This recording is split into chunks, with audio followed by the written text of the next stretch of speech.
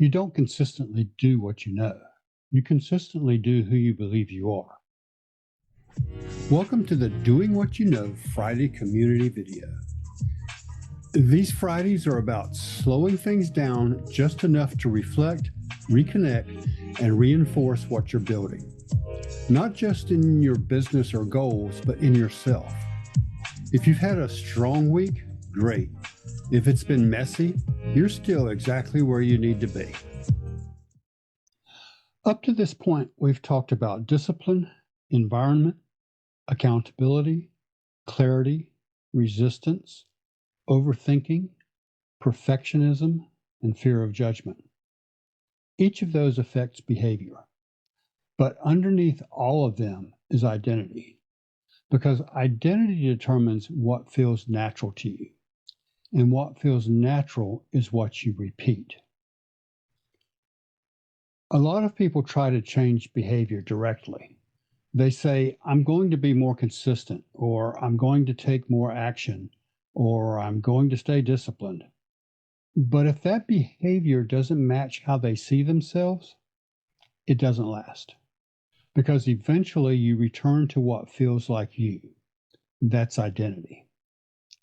There was a time when I was trying to operate at a higher level than I truly believed I belonged. I could do the actions for a while. I could show up, execute, push through, but internally there was tension because I hadn't fully accepted that identity yet. And eventually I would slip back into old patterns. Not because I didn't do what I knew, because I didn't yet see myself as the person who does it consistently. When something becomes part of your identity, it requires less effort. You don't force it. You don't debate it. You don't negotiate it. You just do it because it's who you are. That's the difference between I need to work out and I'm someone who trains. One requires effort. The other feels natural. You see this clearly in sports. If someone identifies as a serious player, they show up differently. They prepare differently. They compete differently. Not because someone told them to, but because it matches how they see themselves. Identity drives behavior. Most people try to change results without changing identity. They want better outcomes, more consistency, and stronger habits, but they're still operating from the same internal identity, so their actions don't stick because they're not aligned. Identity doesn't change through affirmation alone.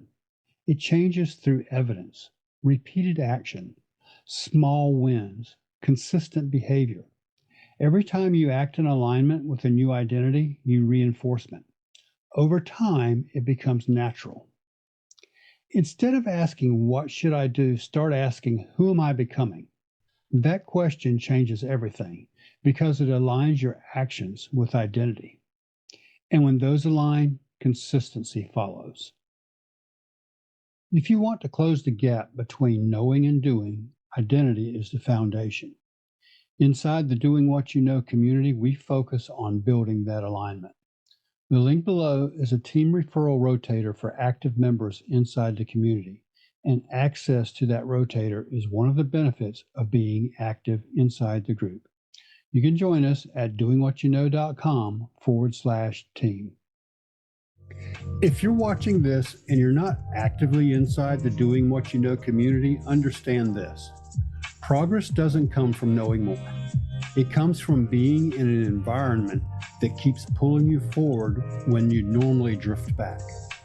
That's what this community exists for. Join us at doingwhatyouknow.com/school. It's SKOOL. Get involved, stay visible, and keep doing what you know.